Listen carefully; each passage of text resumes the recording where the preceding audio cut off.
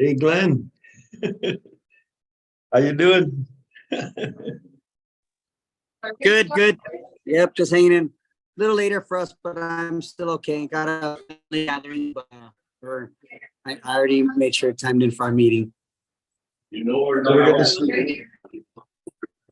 We're gonna see you in North Dakota, right? Yes, I'll be there. Okay, so we're gonna get the meeting started since we're already on record. So we'll call the meeting to order for the Southern Guam Soil Water Conservation District. Yeah. Sorry, hold on.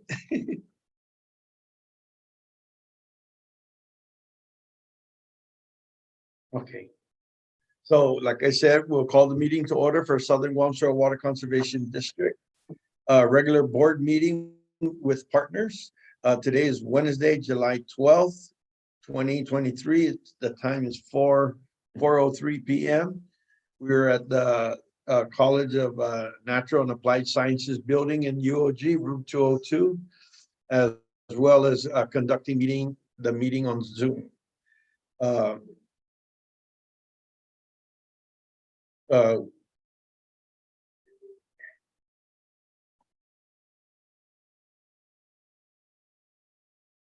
Okay, so first step is, can we get a roll call? Sure, Chair, I can do the roll call. Thank you, Yvonne. Chairman Michael Uggan, Present. Director Glenn Takai, Present.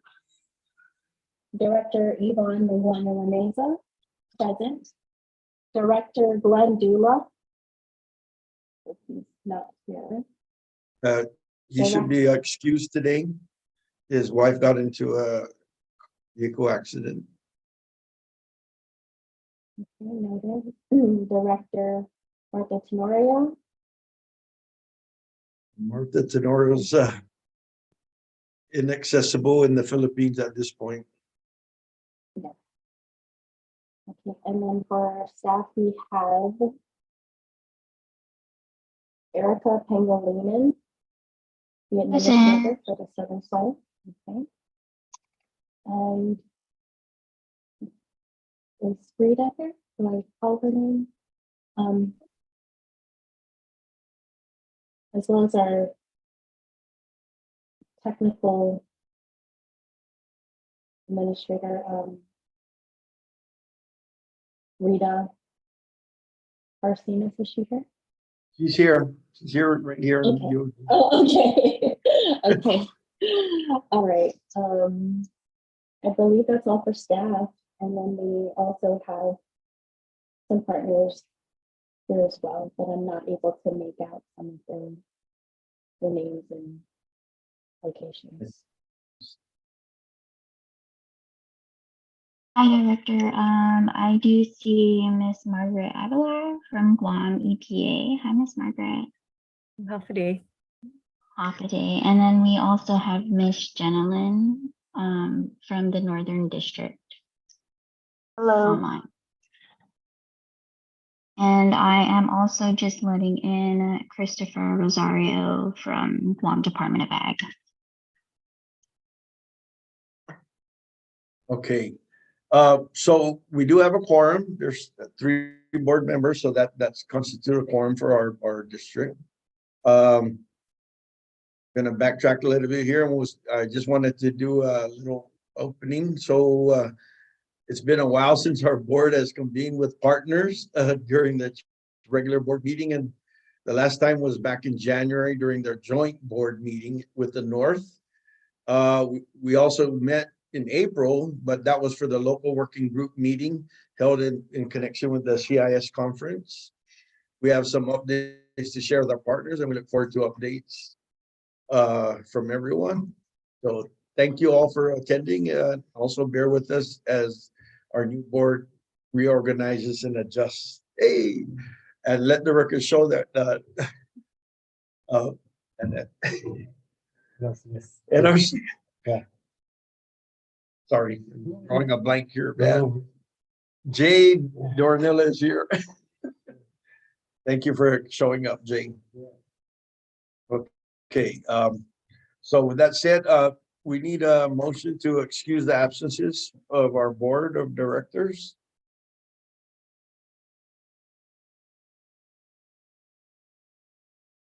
Glenn or Yvonne? Yeah, I'll make a motion to excuse the absences of the board members that are not able to make it in for the meeting today. I Okay, second. Martha Tenorio, Glenn Dula, right? And, oh yeah, that's it, yeah.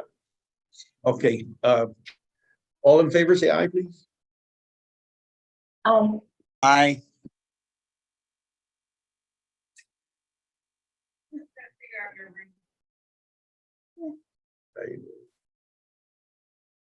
Yvonne?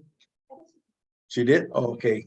Sorry, the sound is kind of, Yeah, sketchy. sorry, my internet's not working still, so I'm hotspotting and then I'm sick. So Yeah, yeah. please No don't problem. mind my voice as well as my congestion. But do you think it's better if we use reactions, like maybe raise our hands as opposed to saying aye? Would that work too? I'll do that. The reaction, thing. You have to monitor that, okay? Okay, I think we can do that too. That'll help. Either way, so whichever works better, that'll be fine. Rita will monitor it here too. Make sure we like if you have your hand up or something, so. Thanks for that, Yvonne. Okay, thank you. Okay. Okay, so moving on. Do we approve?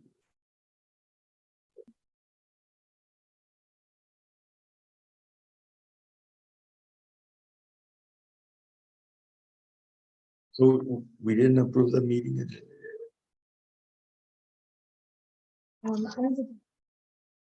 Oh, okay, this was okay. So moving on to the partners, I'm sorry, guys, we're kind of out of practice here, I think. Mr. Chair, if I may, this is a published meeting agenda. So there's no changes or approval needed, but we do have on the agenda the approval of meeting minutes.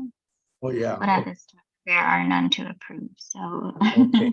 you're on track with moving Yeah, on. that's a new thing too that we are doing. We keep forgetting once we publish that, correct? That's the agenda. Yeah, okay.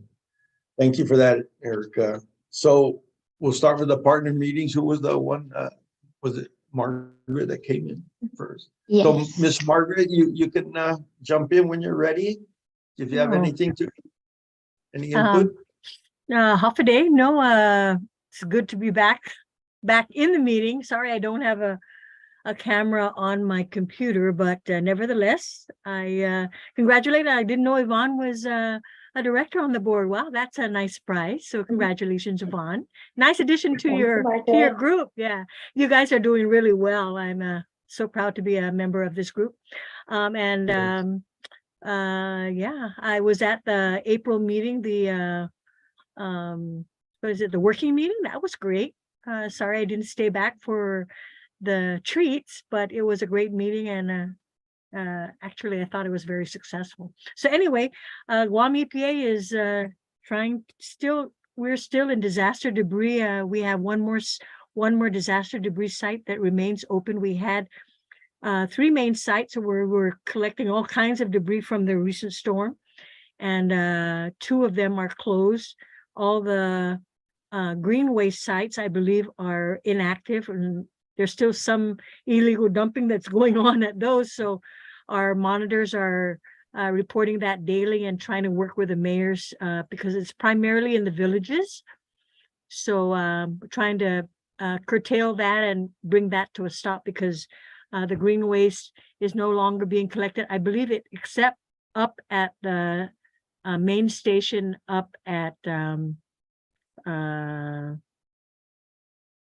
over at the roundabout in Tamuni. The Yeah, yeah. old hospital Yeah, grounds. the old hospital ground. Yeah, we did have it up at the old digital transfer station, and then also at Tizen. If you ever drive by that, you can see the collection of debris that's sitting on those lots. So our partners, our federal partners, are still trying to work to help us remove, get rid of, or contain, you know, the all the electronic equipment. They're being put in containers and brought off island, if I'm understanding correctly. The wood, I'm not quite firm on how they're going to process that because there is treated wood in there, but they're supposed to ground that down so that the farmers can use it for mulch. So I'm not keen on the exact process on that, but I can certainly find out. But you know, there you see all the waste in the metals, all the white goods that are there, and along with, we were at one time collecting all the trash, you know, helping out DPW. So I believe that the umbrella agency, which is FEMA, worked with several of our emergency partners like US EPA to and I believe the total sum was like $5 million to help us get rid of all the waste except for the local trash. So Roland Gutierrez is the acting head of our air and land division. So he's primary lead on that and taking care of that. That poor guy, I don't think he's had a day of rest since we started doing that. So I mean, you know, it was all hands on deck for the agency. So everyone was, you know, went to volunteer, and we were working even at the onset, it was 6 to 6. And then it, you know, right now, I believe the government agencies are allowed to go and dump or, you know, transfer all their materials, but it's limited to, I think we're not doing e-waste anymore, or any of the tanks, or it's very limited now to certain types of debris. And then the residents are still able to bring their debris up to the site from 4 to 6, and we close, I think the last day is this coming Saturday. So it's been a long haul. We want to stop because it's really been a very big project for us to help with. And it wasn't just, you know, it wasn't just typhoon debris. The governor opened up and said, take everything. So we complied with that request, and you can see how much debris Guam has collected over the last 20 years, so to speak. But that's really my report. The agency is really just trying to get back into the swing of our regular functions. And I'm back at my desk. I'm trying to figure out which is a priority of my list of, you know, 250, but well, I'll say 12. I'll say 12. It feels like more than that, but there are a couple of virtual meetings, and I know that there's a land management meeting that's coming up. So looking forward to all of that, and continuing work with the Soil and Water Conservation District for the South. Thank you very much. Thank you, Margaret. Thank you for your kind words too. We did it. Yeah. Yvonne is a great addition to our district, and as well as when we had our local working group meeting there at Hyatt, that was really nice, and I'm glad you showed up there. So really appreciate that. And yeah, there's a new mountain in the central, which is the Tizen Mountain. Yeah. Actually, it's probably like a mountain range because there's different piles of. You're right. You're right. Just the LP gas tanks alone is a lot already. I don't know how they're gonna deal with all that. Crazy. Yeah. But appreciate that your report, and we will continue to collaborate and do what we can to help each other in our individual efforts. That's for sure. Thank you. Thank you. And let the record show that Michael Jordan is in the house here. He just walked in. Okay. Okay, so who's the next one? Rita? The next Okay, one is Jenilyn. from Northern District. Oh, hi. It looks like Mr. Christopher Rosario had something to add to Miss Margaret's statement. Hello, Yes. good afternoon, everyone. Chris Rosario here from the Guam Department of Agriculture. Yeah, there are actually quite a bit that I can add to Margaret's report. So on the Department of Agriculture side, so I'm on the debris task force meeting. So I do work with I am currently working with Ron Gutierrez, as well as Linda from DPW, along with the director of Guam EPA, which is Mitch Lestimosa. And I meet with them twice a week for this debris task force meeting. And basically, I only overlook and survey the green waste side of things. So of course, with the green waste, I'm sure you guys seen the mountains, like you mentioned, you guys, and obviously with all this green waste buildup, the first thing that does come to my mind as entomologist is invasive species. And I'm sure we all know already what type of invasive species are involved with this green waste. So the three major pests that I am surveying for, and by the way, I've just surveyed the 19th site. We have a total of 20 sites distributed throughout the island. It's almost in every village. Some villages have more than 2 green waste sites. But all in all, there's about 20 sites throughout the island, and I've just finished my 19th site. I have one more site to do to survey, and a result of all those surveys, 17 out of the 19 that I had surveyed has little fire ants. So what's next after that? It all depends on what FEMA and US Army Corps wants to do. Because eventually what's going to happen is so with Guam EPA, they initially did these sites first, and then I think they're gonna hand it off to FEMA, to the feds. So and so at least we're, on the government side, we're doing our due diligence and making sure whatever information is needed in regards to invasive species.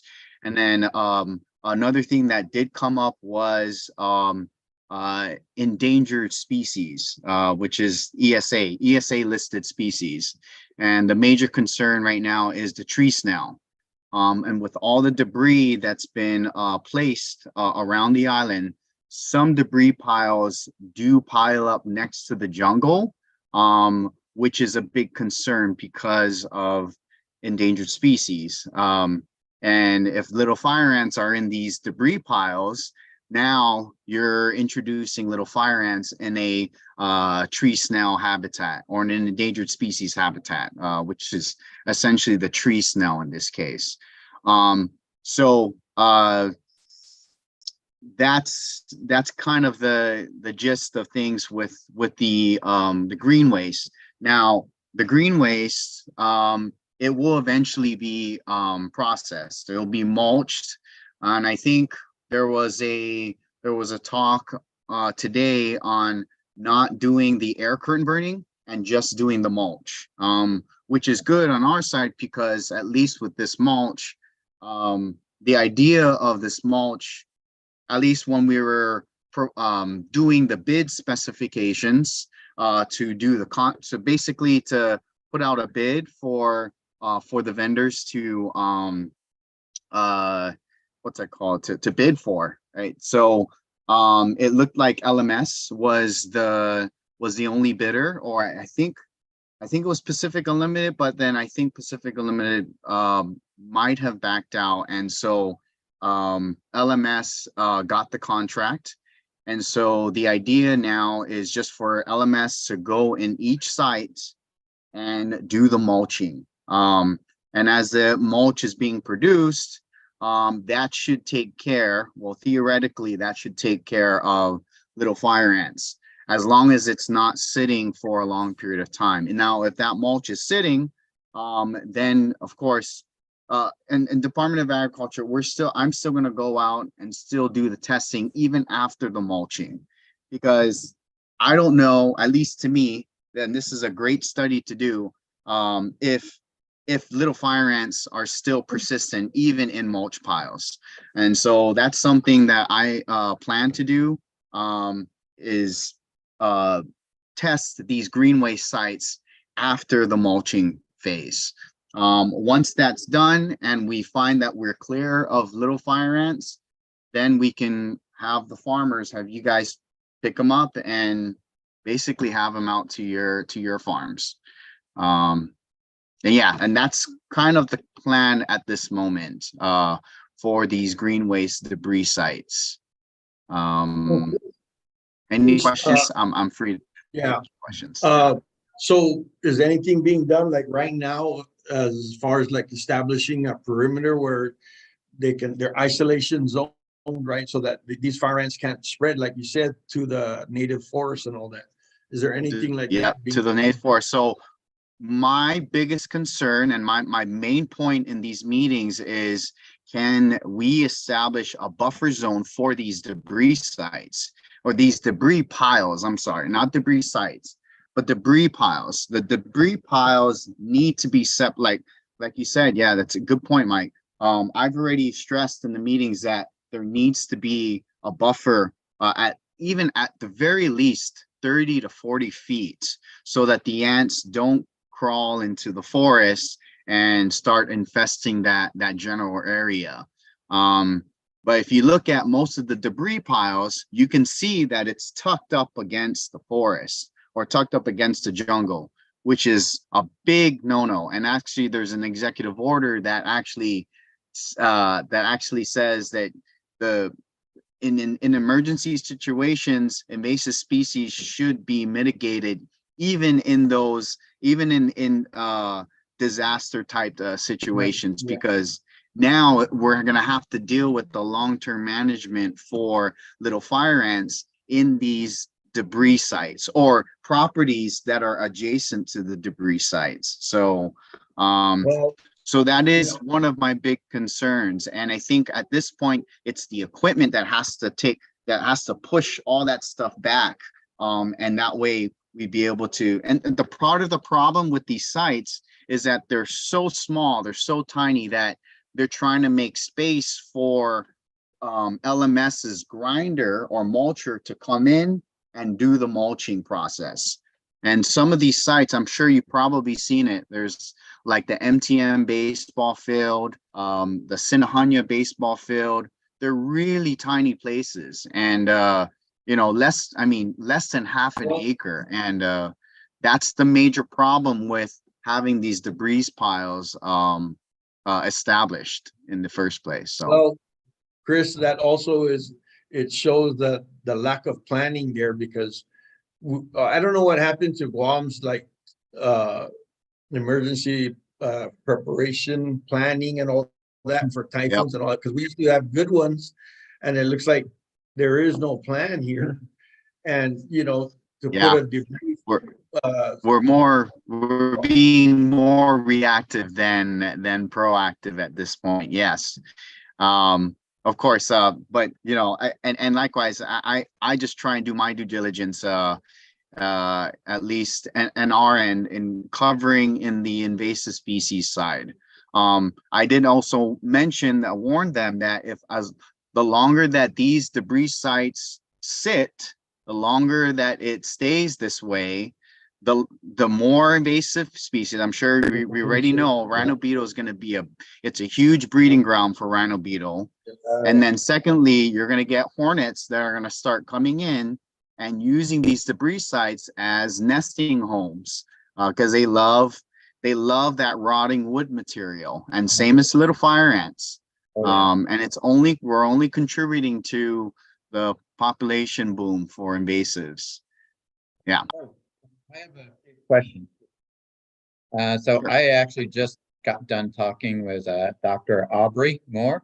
So of Uh-huh. course I'm very much, besides a little fire ant, you know, I'm just concerned also with the CRP because I see both of that being an issue.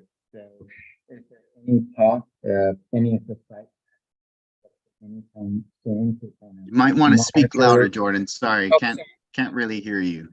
okay, so for things like CRB, which right now might not be so much of an issue, some of the piles might take months, you know, to get finally taken a look at, and that's my main concern. And so is there any plans for those sites that might take a while to put like tech and netting or something to minimize the CRB potential?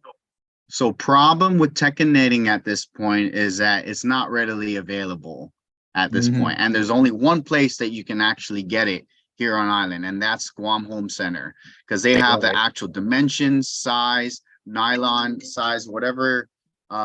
Again, what are the recommendations were? I can't remember the numbers, right? But it's a specific size, specific type of material, and that can only be found at Guam Home Center.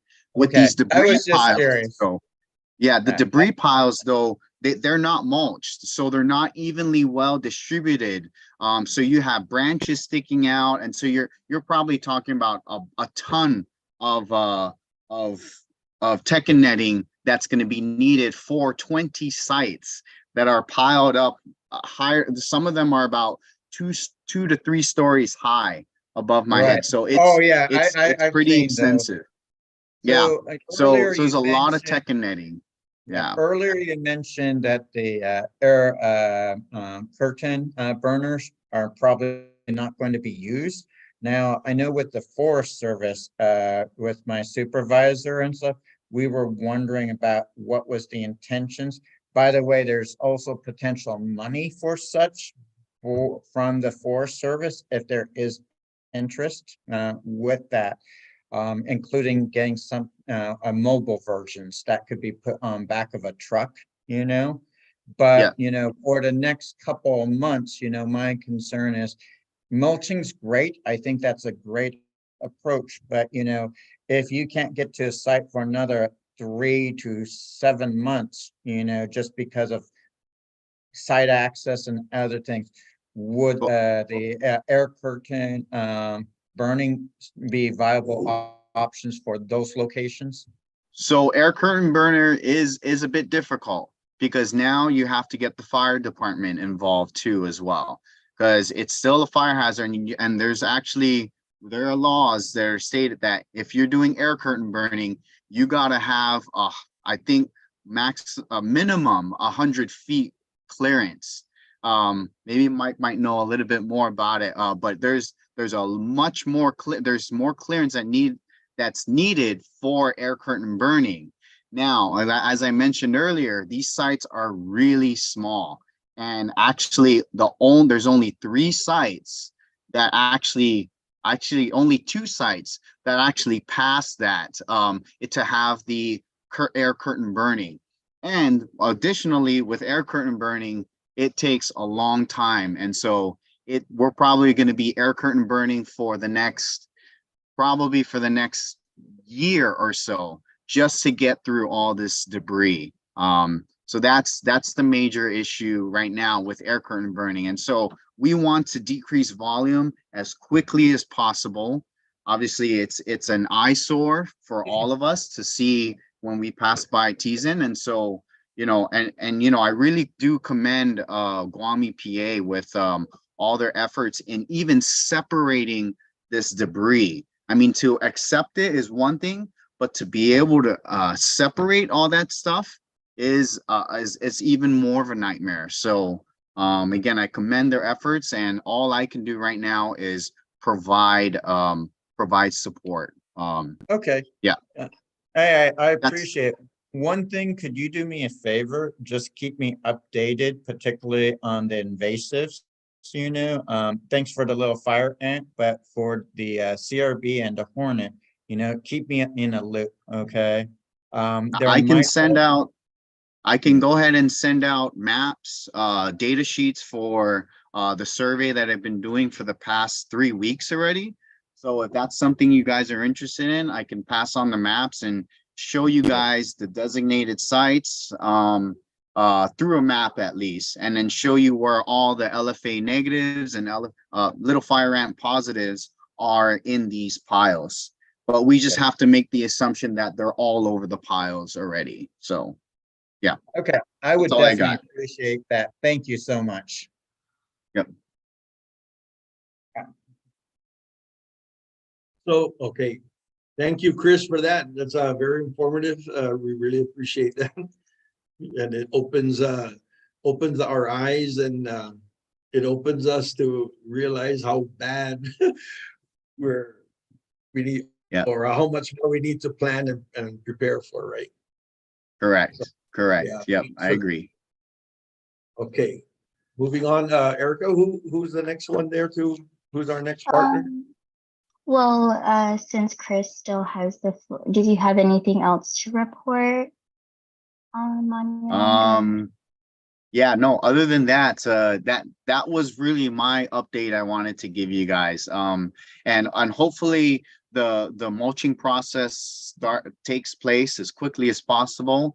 And that way, that way I can send you guys emails, a notification that, hey, get the farmers to come out and collect mulch. The mulch is going to be 2-inch minus, which I think is a good size for the farmers. So there's going to be a lot of that available. And really, I think Department of Ag, we asked at least for 10,000 cubic yards of them, and it's specifically for the farmers.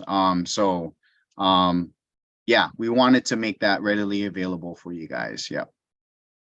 Yeah, that's it. Thank you Chris, so much. can I ask a question? Is for folks that are just doing like backyard growing of fruits and vegetables, they're welcome to use that also? Yeah, I mean, we will have a ton of it. And it's, mind you, I think this is only the first round of clearing, so of volume reduction. I think there's going to be another round or two. So, even if there's no more mulch, there's going to be more mulch again. So, at least from my understanding, I don't know, it might change, but I know there are different rounds of the mulching phases. So you're going to have one round of mulching volume reduction, and then I don't know if it's going to be accepted again in the future, but I'm told, at least from the last I know about these meetings, is that there are several rounds of collecting the debris, because you probably still see the debris on the side of the road, like on the secondary and the primary roads, which haven't been picked up yet. And so we have the sites that are already been closed.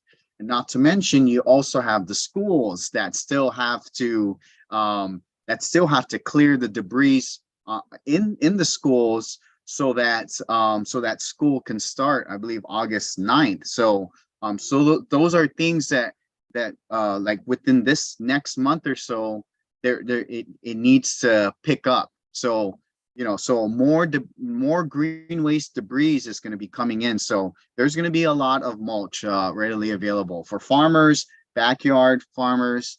Yeah, and mind you, I'm kind of throwing it out there, but it's, again, we want to make it readily available. This is part of the recovery efforts for us. So, yeah. Thanks, Chris. Mhm. Who was the next one up again? Is it Jenilyn? Yes. Hi. Yeah, yes. Sorry, because he raised his hand and that it might have been a little bit easier. Hi everyone. If I haven't met you already, my name is Jenilyn Abenales. I'm the admin assistant for NG, and I'm currently representing them today. My only report is that we are currently reaching out to a lot of our partners as well as educators already, because we will be going forward with the educator symposium. Other than that, that's what we're currently planning for. And I know some of you have already reached out to me saying that you won't be able to because of being off island, and many other things. Thank you for reaching out. I really wish that we could get more people, but I'm really excited for this One Water Symposium. Yeah, I'm not really sure. It's really nice to learn all about the organizations right now since I'm still learning a lot about all of you, about EPA, about and just learning the back end of everything that's going on because that's so impactful already. I know the Educator Symposium is based for educators, and with everything happening with Typhoon Mawar and conserving water and how people have already lost so much water, and now is the question of what's going to happen next, or understanding where our water is coming from. I feel like it's most important now than ever. And I believe that's all. I don't really have anything new to share at the moment. Just thank you for having me. Well, I have one question for you though, since you're representing the Northern, did the Northern Board decide to continue their monthly partner meetings, or are they gonna alternate it with our, and We're okay with alternating. We did have our last partner meeting, I believe, last week. We did also combine it, like you, as a regular board meeting and partner meeting to catch up from because of Typhoon Mawar. so that, the reason why I'm asking, because we have our partners, right? And so it'll be good for them to understand what's happening here between the two districts. And, we're trying to make it more convenient for them also. And so, okay, so I'll just leave it up to you guys to put out your announcement of your schedule, but talk to us so we know which month we're on, so we will alternate. Okay, yes. Thank you. Okay, thank you. Okay. One question, man. Like there's the other one. Okay. What's the date for the Educator Symposium? So the Educator Symposium is going to be from July 26th to July 28th. So about 2 weeks from now. It's going to be a Wednesday, Thursday, Friday. So the 2 first days are going to be speakers, and then the last day is going to be a half day of a tour of the aquifer, and then after that it would be a project for educators who participate. Okay. Yeah. Thank you. Thanks, Jordan. Okay, so Erica, who's up next? Is it Jay? It's Jay. Jay. Hi, Go ahead and turn. Jay. Hello. Hey, can you hear me clearly? Yes, loud and clear. Thank Okay, you. great. I don't have too much to report. Just like everybody else, we're kind of scrambling, trying to get back to normal after the storm, but a lot of that has affected our implementation and also our signups too. It's definitely taking front seat of everything else when that happens. So so far where we're at right now with our signups, the fiscal year 23 equip signups, we originally had 12 applications that were submitted, and we're 4 of those were deferred because we didn't have planning completed for those applications. 1 withdrew application. It was obvious because of typhoon damage. 1 other application was ineligible, but we are moving forward with 5. The 4 that we deferred, it was actually kind of my state office reached out to me and was asking me for what the situation was after the storm, and if there was need to push back some of those applications and we can put them in the first round for our next sign up. So they will still have a chance to get in, but it'll kind of give them a chance to recuperate, back into their normal day-to-day farming activities, and and who knows, it might even change the resource concerns that they have on the area. So there might be more opportunities for them. So I think that's a plus. So the program that kind of took front and center and took up all of our time in the office was the Emergency Watershed Protection Program. So it's supposed to be 60 days that any applicant or any concerns that are brought up that they may want funding or assistance from NRCS. It's supposed to be 60 days from when they declared the emergency. So around towards the end of July, we'll stop taking requests on that. But so far, we have 11 sites that we've visited, and around, I think 10 of them are, well, actually 9 of them might have the potential to be funded. But how it works is that at our level, the field office level, we don't make the decision on the awarding of the contracts. In fact, all we do is just we do the rapid assessment to be out on the sites, and we do preliminary designs or conceptual designs. So it still needs to be reviewed by a certified engineer if it does get funded. But that package we put together along with these projects, the EWP needs to have a sponsor. So meaning there needs to be a government agency involved with the request. They submit a request to NRCS, and we use that request as part of the package along with that conceptual design and with our damage report survey, and we send that up to Hawaii. And our state engineer will be the one to decide if the project will be funded or not. And then if it does, he sends it up onto national. But the requirements, or I guess how do you say, like it has to be either a threat to life or property in order to be eligible for the program. But so far with all the requests, we haven't turned down anybody. We just answered the disaster report surveys as truthful as we can, and then we put a side note on our opinion on if it's going to be something that's of immediate need to address, or if it's something that might not even qualify. But we have been entertaining everybody that's come to us. I don't have the specifics on the locations. Maybe I'll put that together. And I do owe the Northern District some notes because I didn't attend their meeting last week. But I'll go ahead and share that with you guys when I get my notes done.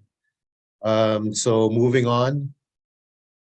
Oh, so I did follow up after the storm with our EQIP and CSP existing contracts, and pretty much everybody who had a high tunnel lost that high tunnel. So it was a major hit to everybody. And also there were a few other practices like irrigation systems.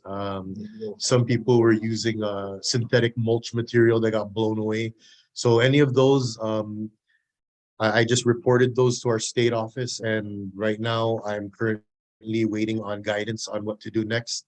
But in this case, what they normally do is we end up reactivating the contract if it's already completed, or if it's an ongoing contract that's still active, we recontract the same contracted items that were destroyed by the typhoon. So there's no change in any quantities, but I'm not sure about the cost, since it's there may be some changes because of the year it was implemented. It may have been increased in material costs. So that's something I'm waiting on until I get guidance on that. Then I can issue like a formal announcement to everybody to let them know what will be our next step for that. So first, moving on for CSP for fiscal year 23 signups, we only had 3 applicants, and that's 2 from the south and 1 from the north. Our Joint Chiefs project down south, making Southern Firewise. before the typhoon, we had already scheduled a town hall meeting to try and get that, get some applicants, or farmers or landowners, aware of the opportunity, but, that all changed because that was the week before the storm. So, we missed that, we missed actually the extension that they gave us. But I did reach out again to our programs. I'm waiting for an answer on that to see where we're gonna go with that. But I know the Joint Chiefs in Hawaii project is still moving forward. So I'm not sure how we're gonna deal with this. They may need to give us some grace period or something. Yeah. Well, we'll find out. And so a couple of other announcements. That's all I have for our programs. But for our announcements, I have some good news. We have we're finally getting some staff on board, but they're interns, so they may be around only for this summer. But they're good folks. Super eager to learn, super eager to help. Super excited. Just need some training. We've got one engineering intern, and we have one soil con intern. So both of them are really good. And I also have a one detailed soil conservation tech from I forget where he's from, in Kentucky. So he's doing 120-day detail. He's out here for 3 weeks. He's on his second week, super helpful. We're moving along with our signups, trying to get things in order. And then so he'll be coming back and forth, I think 3 weeks, until his every 3 weeks until his 120 detail is over. So I'm looking forward to continuing and trying to get as much as we can to service our farmers out here with that outside help. So, but we did announce a GS 5 and 7 soil con position for Guam.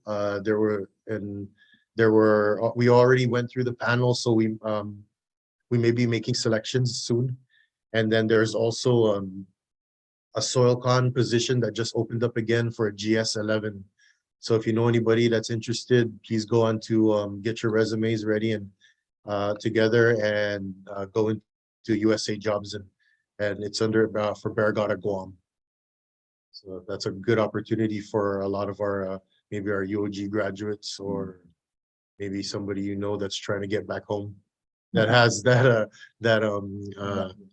background. Yeah.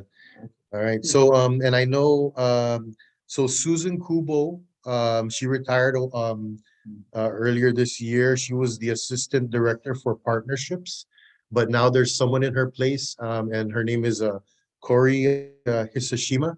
And if anybody is interested to reach out to her, I can give you her contact info. So she's the new partners person that took over Susan Kubo's position.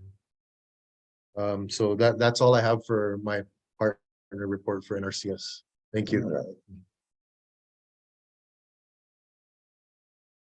Thank you, Jay. Hey, anybody got questions for Jay? No? Okay, that's good. Moving on. Who's next, Erica? I believe Michael Jordan is up. All right. Hello, everyone. Sorry for the raincoat. It's nicely been raining outside, which I hopefully isn't a bad thing for everyone. That said, what's the update for the U.S. Forest Service? So a couple of things. Post typhoon, I've been going out to different sites to get a baseline for potential pathogens, diseases, tree health. So 3 months and 6 months, I've been going out to some different sites. Some of the people with the Northern Soil and Water Conservation District, some of the farmers have actually had me go to their sites. So, so if there's anyone with the Southern Water Soil Conservation, let me know quickly. Okay. What are you doing here? I'm just getting some baselines. I'm taking pictures of some of the downed trees or trees that are still standing, because, just like us, when we're injured, we're more susceptible to sickness and disease. well, give about another 3 to 6 months, there could be a chance. So that's one thing I'm tracking. So if any of you would like me to go down and take a look, at your trees, let me know. In addition to that, I can also kind of give an informal assessment and some recommendations on doing some of the things. Well, all right. I'm free rest of this week and next week, so let me know when would be a good time.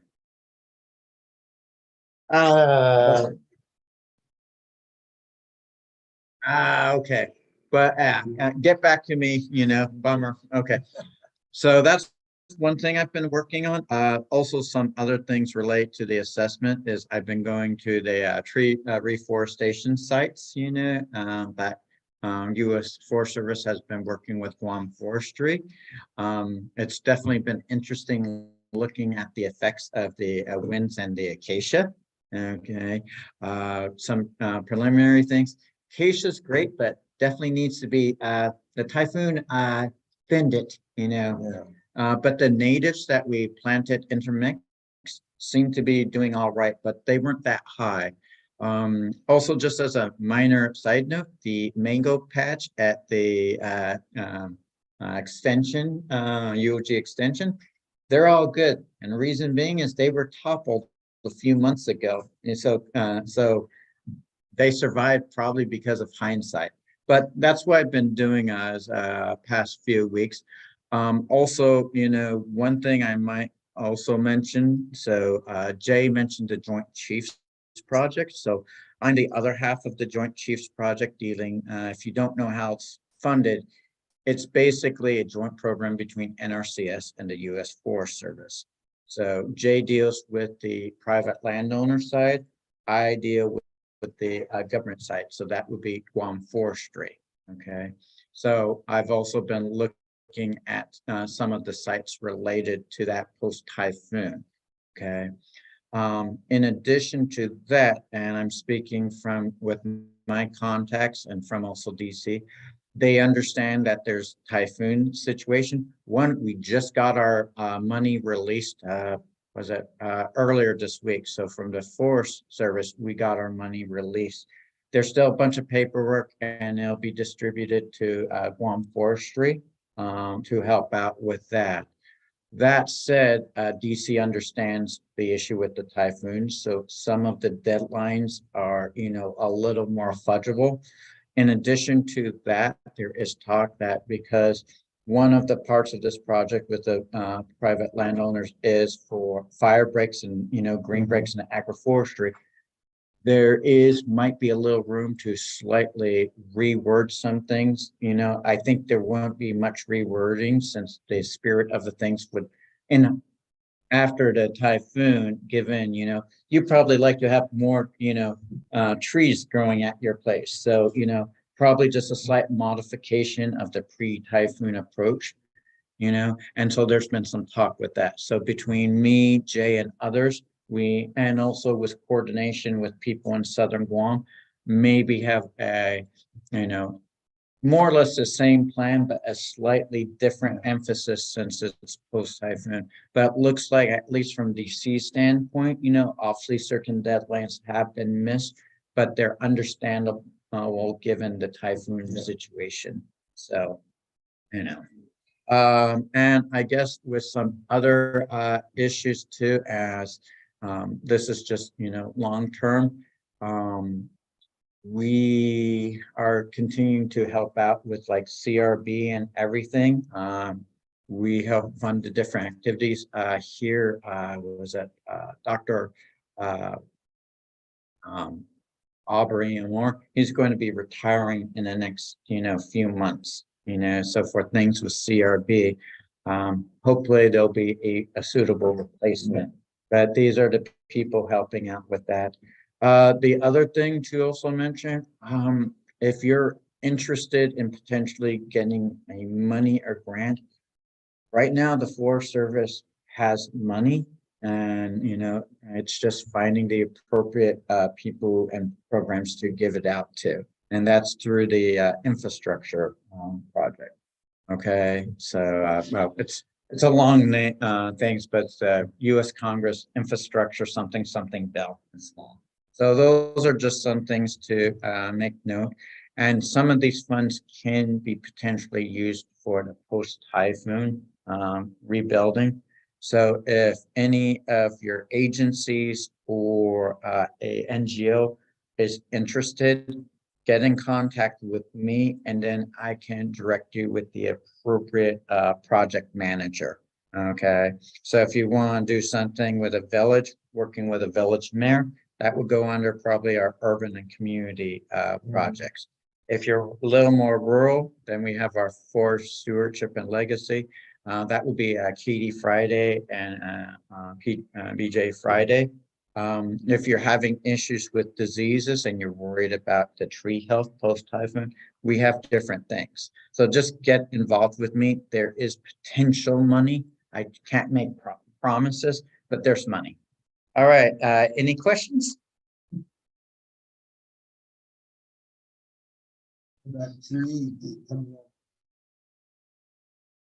Is there a specific time there?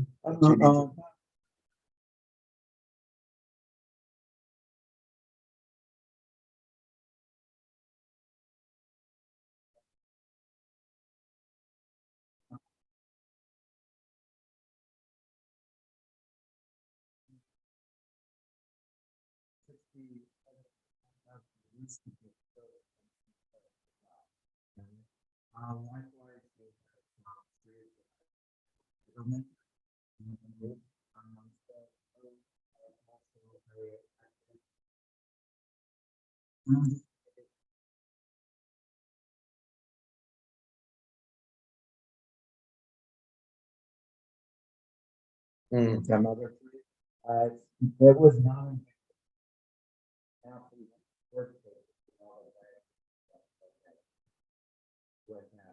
So, but just like work injured, you know, when.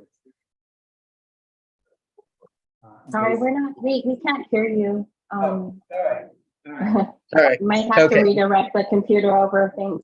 Yeah, my apologies. Thank you for mentioning. So just remember when you have trees that are damaged, just like us humans, they're more susceptible to insects and diseases. So, you know, we want to minimize it. So right now, I'm just trying to get a baseline of trees around Guam and then look at them in 3 and 6 months. And then once I'm starting to notice a trend, you know, we have assets and things that can be put to use. So if you're having a trouble with a certain pathogen, I'll use example, Phlanus noxious or Ganoderma. Basically, that's a type of fungus. I can potentially help out, you know, either getting grant funding or give solutions, you know, to treat that. You might also have issues with other invasives too that could affect, you know, earlier was mentioned CRB, little fire ants, you know, so all those are things that can affect the trees. Also, you know, with this, you know, it's just monitoring, evaluation, and then how can we help out? You know, also long term, we're just trying to use this as a lessons learned, you know, that can be put to good use in the future. In a short term, you know, if you'd like me to, you know, come out, you know, if you have a farm or a community place, let me take a look at. So I'll give assessment. And then the secondary thing is, sadly, there's not enough arborists, trained people here in Guam, but there is some informal basic techniques for pruning your trees that could make your tree grow better and healthier. So the secondary thing is giving basic advice. You know, a lot of times better to have a proper, but you know, I'm seeing these cracked trees, sometimes a beautiful mango tree that, you know, has a big limb that's down, you know. I like that, you know, mango tree to be putting its emphasis in, you know, regrowth and producing good mangoes in the future, and not for some pathogen or disease, or you have to completely cut it down. So that's the secondary thing, is just looking at trees and giving advice.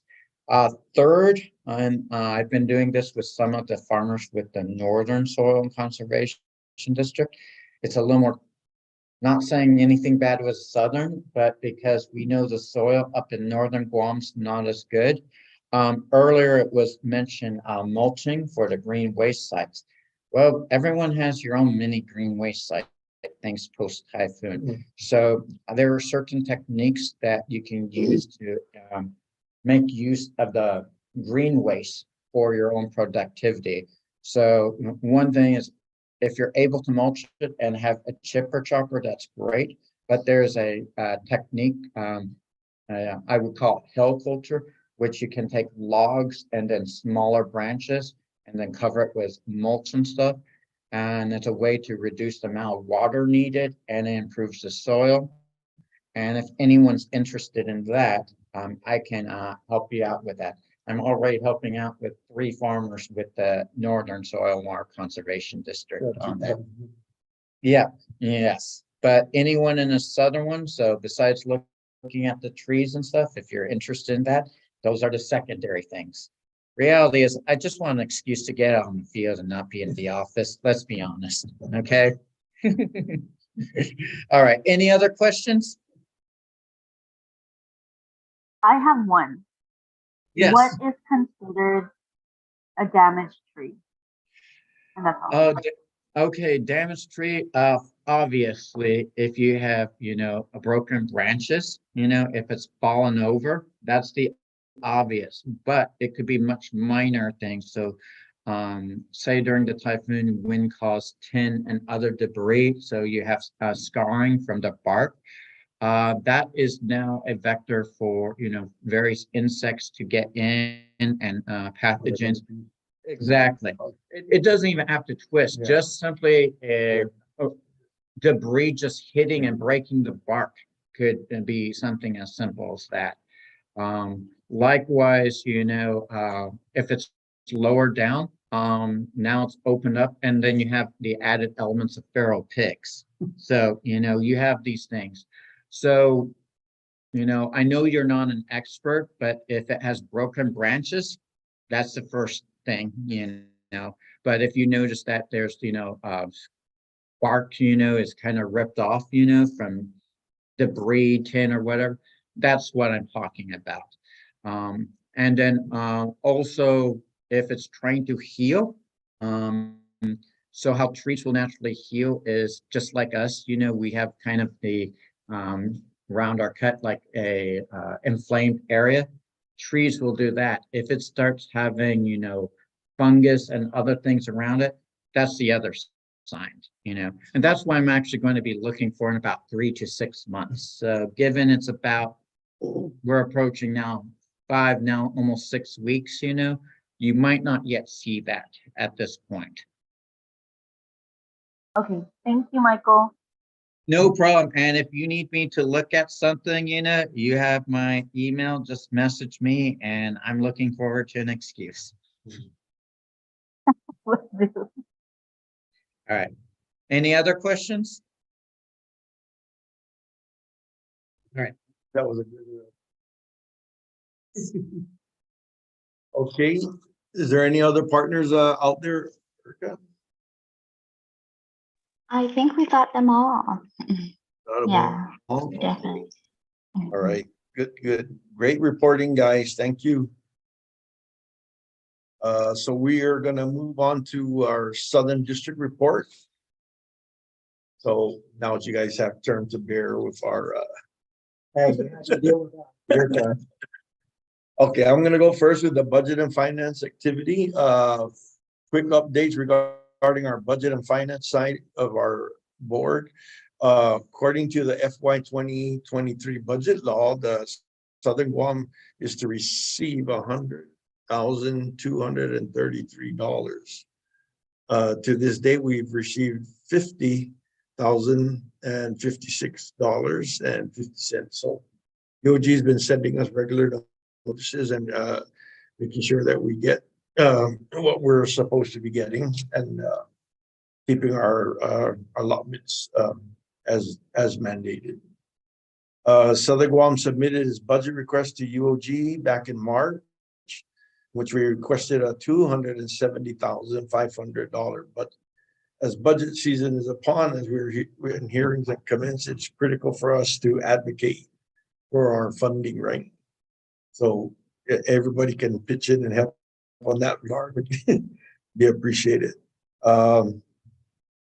We do have a proposed $100,000 for soil water conservation districts, and that's section 60, which is a split equally amongst the two districts. So that's, I don't know, that's, how does that work, Erica? That's like the original? Yeah, so this past FY 2023 budget, we were able to receive miscellaneous appropriations from the legislature. So they put us under section 60. In total, the districts together with the northern district and the southern district would be receiving 100,000, and then that's split equally amongst the two. So as it currently stands in this FY 2024 budget bill, that 100,000 is still, it's stated the same as last budget bill. The one I'm kind of concerned about, and I'm not sure if it was like this in the past, but under the appropriations that the university receives from the general fund, you know, the districts are listed under the university appropriations, but there was no specific amount indicated. I know in past there's usually an amount, but there's other organizations that also receive appropriations under the university that doesn't have an indicated amount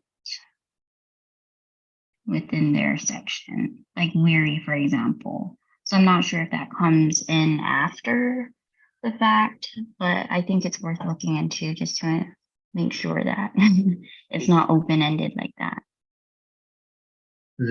Because maybe they're not yet sure what they want to give us, and they're still debating that. Still debating.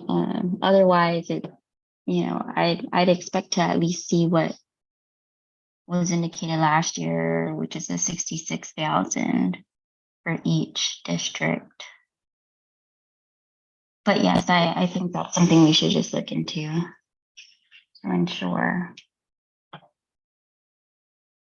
Well, we'll just keep working with UOG on that, as well as the legislature. Like I said, if anybody here has any kind of influence, we appreciate some input to help us get this thing going so we can fund all our projects. Appreciate that. So we'll move to the next one, would be the legislative. Glenn. Okay.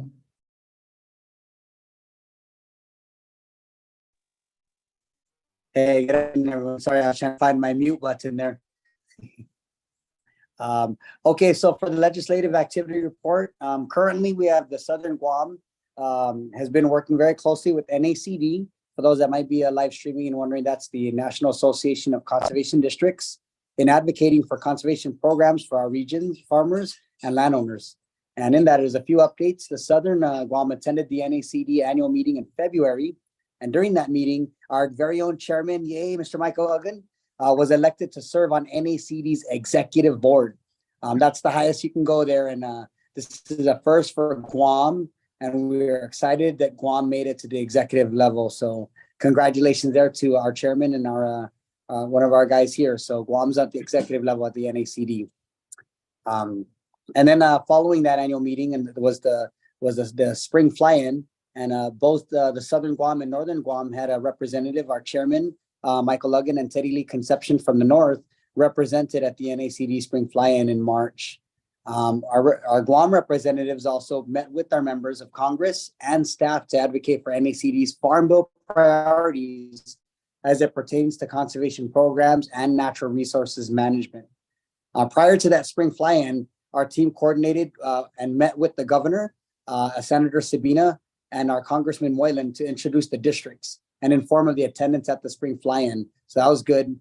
at the same time to gather additional input as the district reps meet with Congress or the representatives out there. It was a successful series of meetings and a successful spring fly-in altogether. So great job there.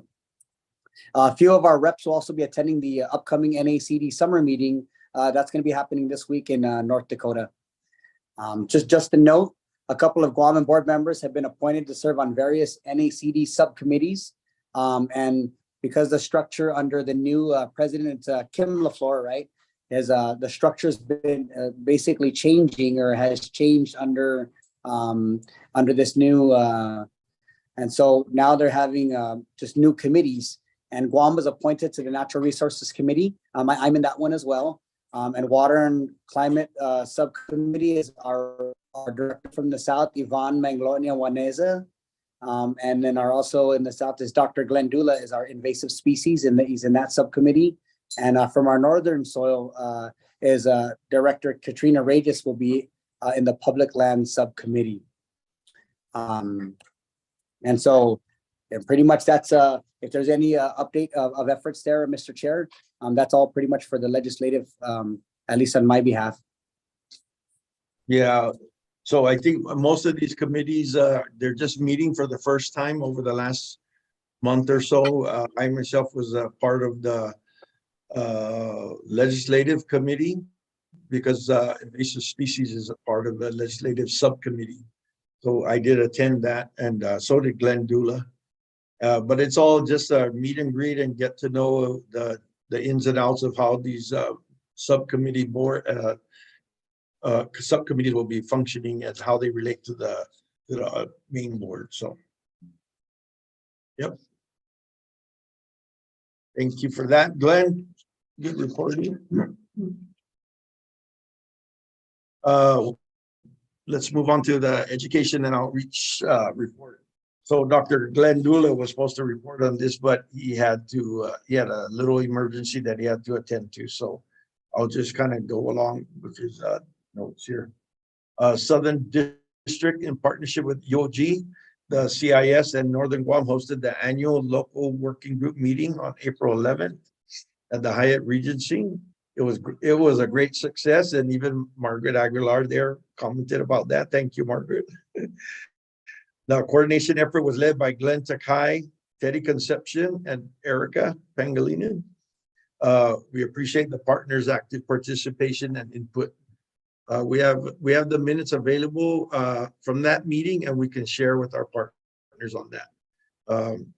The Soil Water Conservation Districts joined the nation in recognizing the 68th NACD Stewardship Week, April 30 to May 7th. NACD Stewardship Week is one of the largest national programs to promote natural resource conservation. The theme is One Water. The districts with KUM hosted PSAs featuring partners from UOG, Guam EPA, and Department of Ag, providing the public with tips on how to be better stewards of the water. NACD also featured Guam in their national campaign, which aired via their social media throughout the Stewardship Week. So we continue to have our reach out there, exposure to the nation. People are learning who we are out here. Definitely, they know us. Also, thank you to our partners for joining the districts during the proclamation signing on May 5th, recognizing Stewardship Week with Lieutenant Governor Tenorio. To wrap up the updates, the district will be hosting various outreach events in the coming months, and we will be sure to keep you guys posted and or reach out for collaboration opportunities. So thank you for that. That was supposed to be Glenn Dula's report. Thank you. And now I think we're going to move to the district operations. So we'll have Ms. Yvonne do the reporting on that. Today. So a few updates since we last met with the new board and staff adjustments and the storm from the Southern District. We've been focusing on reorganizing our operations. So one big change is the decision to meet with partners every other month instead of every month. So this is something we coordinated with Northern Guam as well, but we're not sure if Northern Guam is following suit with their how often they're going to meet. So for the Southern District, we will still meet as a board every month as mandated during the third Wednesday at 4 p.m. And for partners, it will be every other month starting this month. So we're also working on updating our website and social media meeting platform. So be on the lookout for that. With the launch of one of our bigger grants, the Southern District will be able to update its district membership on a regular basis and strengthen our regular communication with partners and members. Southern Guam's other active grants also includes the USDA NRCS Guam Long Range Plan. Some of you attended that workshop. And the NACD Technical Assistance Grant, the Guam Feral Swine Program, and the NACD REPI Grant. Our current collaborative grants with partners include the Farmer Stress Survey Grant with Department of Agriculture, Habitat Conservation Plan, UOG Center of Island Sustainability Grow Initiative, and a new grant venture with Dr. Bob.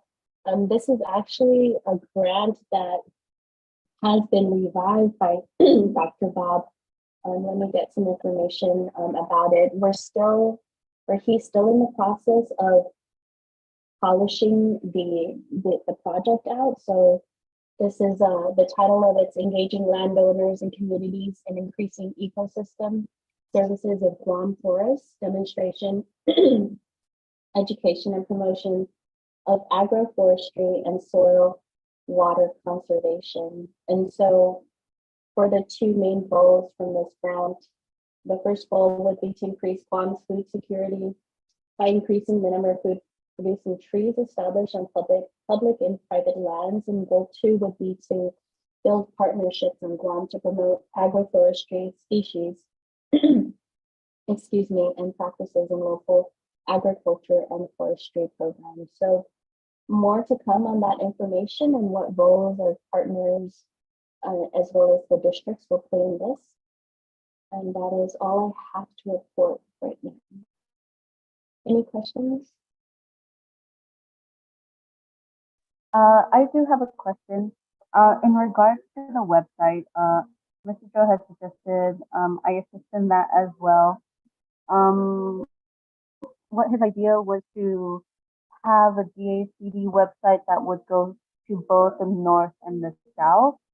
So, I mean, I would like your input as well and how you guys want to go about that. So that professionally, my career is as a brand developer, web designer, and social media content creator for organizations. So I'm just interested in what you guys are going to do so we can also collaborate efficiently and navigation of the website is going to work.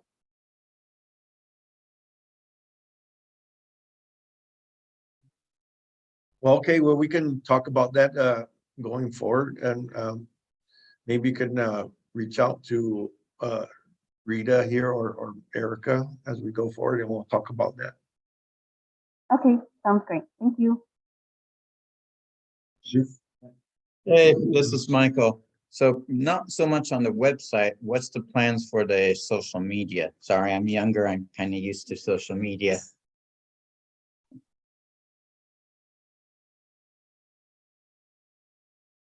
Is Yeah, that from Mr. Vaughn? Okay.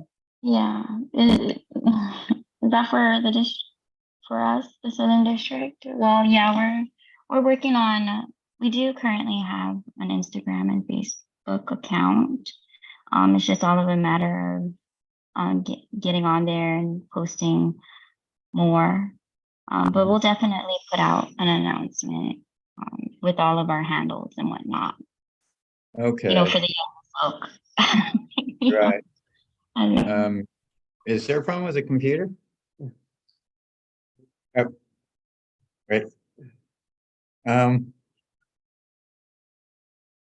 Were you not able to hear?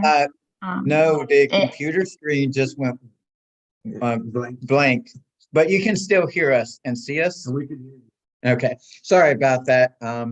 I was just curious about that, but if you need any recommendations or, just someone to, help out with the social media, just ask me, website stuff, I don't want to mess with that, but social media, it's a fun mess. I'll give you that. For older people can be confusing, but for me, I use social media. I do not use newspapers that much, I use websites less and less, so that's the reason why I ask.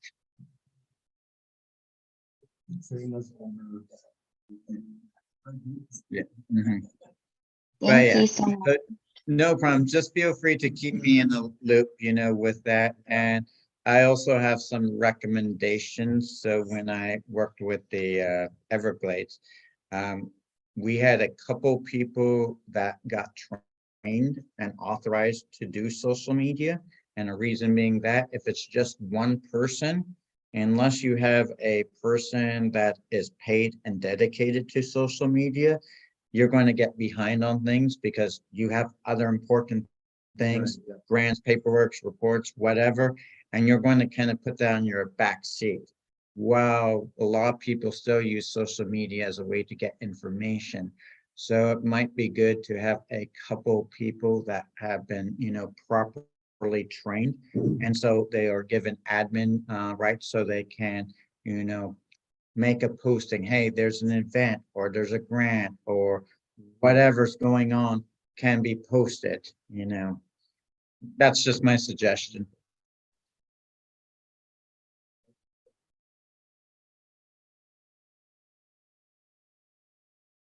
Okay, so where are we at here? I guess we're done with that. So we don't have anybody other than our partners here, right, Erica?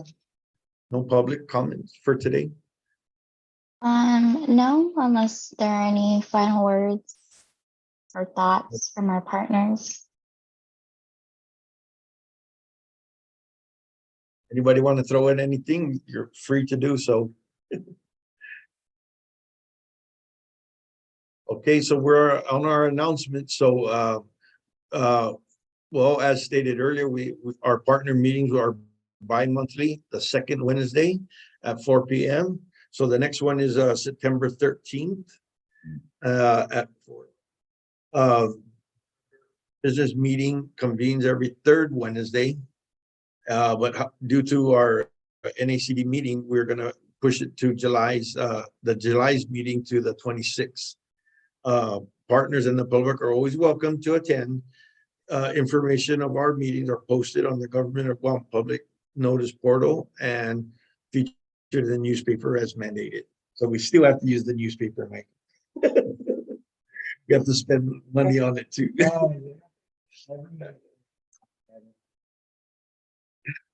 So anybody have any announcements?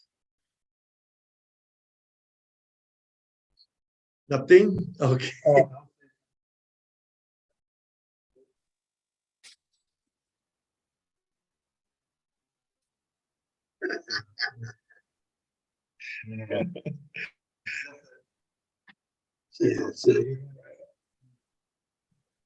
I'll be gone, but happy birthday. Actually, I come in that night.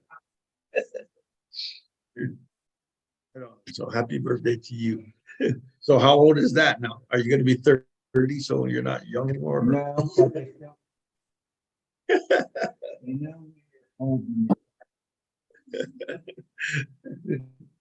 All righty. I guess if nobody else has anything, Jay, nothing. So can we get a motion to adjourn? I'll move to adjourn the meeting. Thank you, Glenn. Yvonne, I second. second. It's Thank you. 5:26 p.m. on Guam. Thanks, partners, for joining. Thank you, partners. It was nice to talk Thank to you, all of guys. Thank you, Erica. We'll see. Thank you. Glenn, we'll see you Guys. and Erica there Thank in you. North Dakota That's right. Safe Safe travels. travels, everyone. We'll meet. We're there. too. You too. Alrighty. Está, Jos. Okay. Take care.